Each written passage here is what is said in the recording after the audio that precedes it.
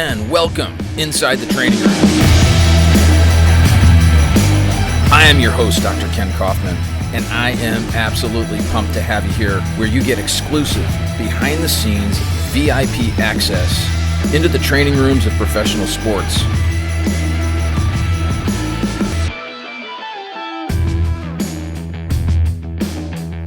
Great having you back for another episode of Inside the Training Room.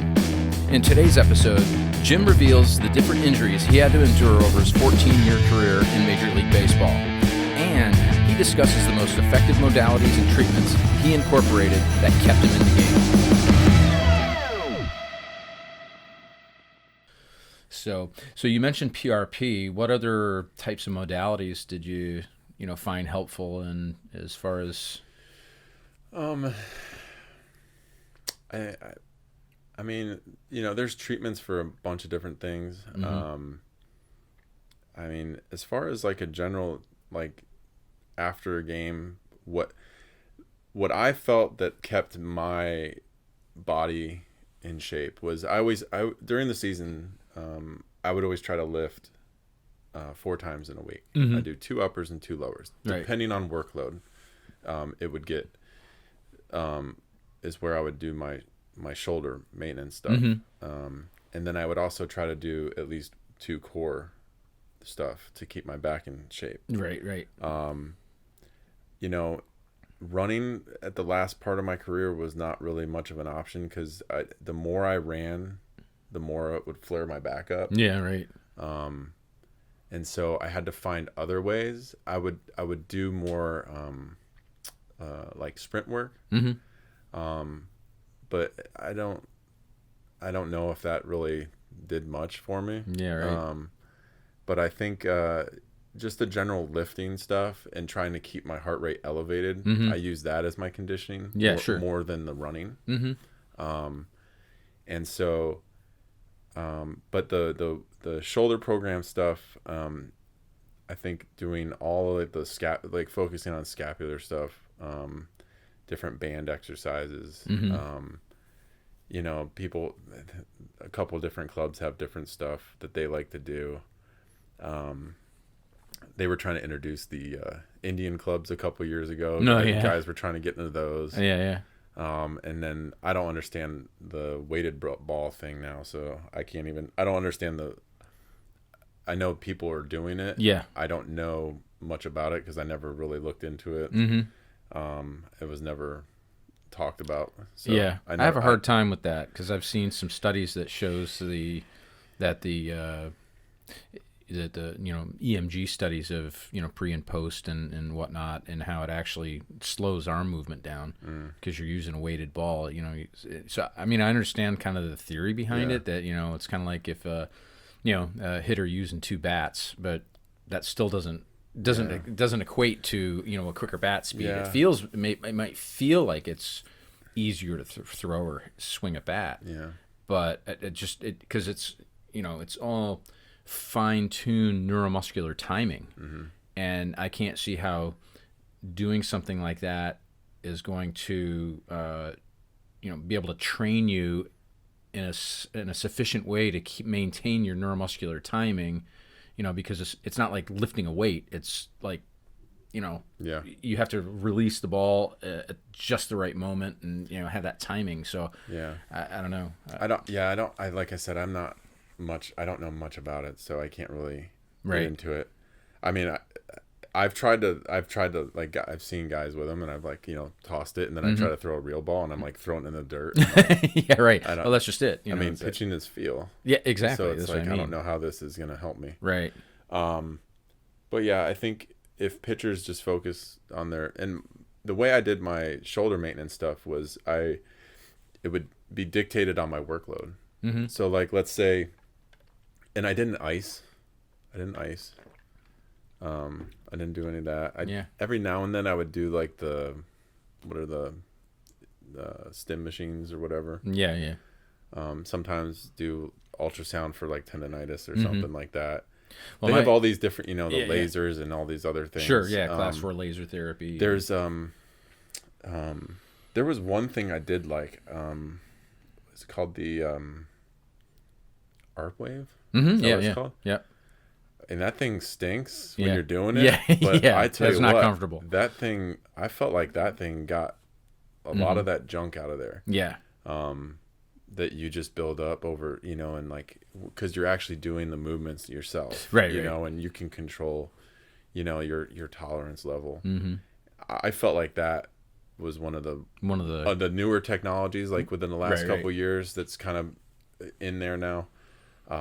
I felt like that was probably one of the better ones that I've seen.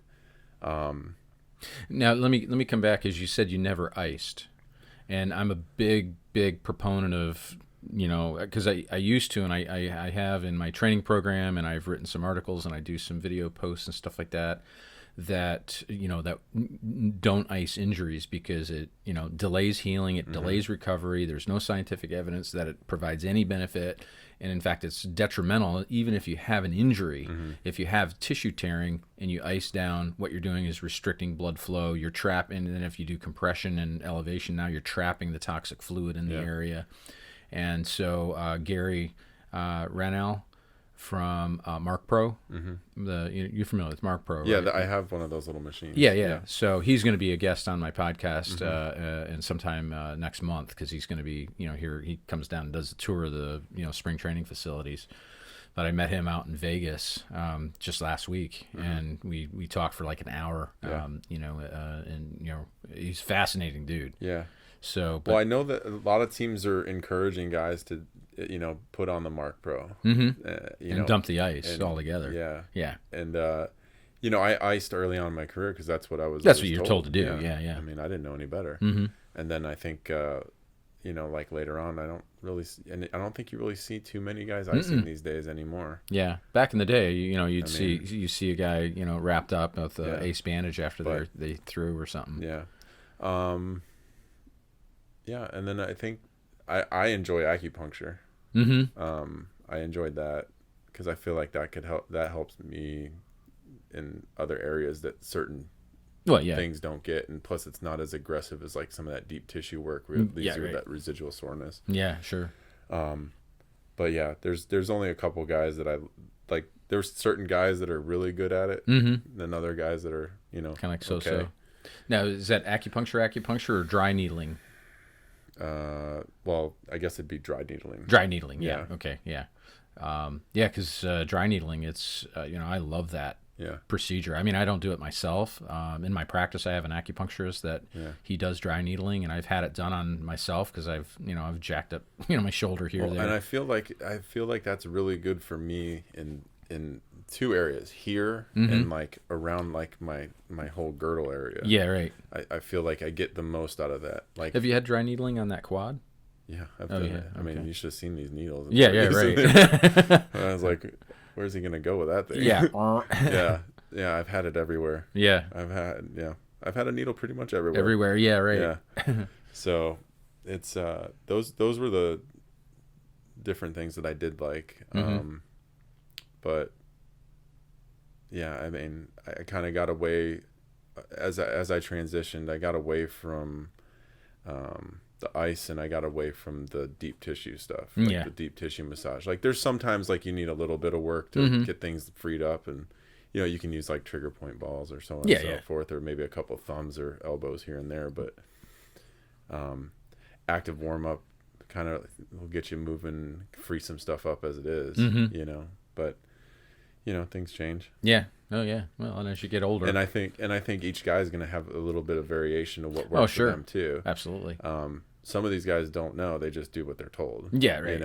So, I always you got to ask more questions. Then some guys don't really have it figured out. Right. Yeah, you gotta ask, and then also be aware of not being afraid to say, if you have some modality and you're like, I don't think I responded really well to that. It's okay to to not do it. Yeah.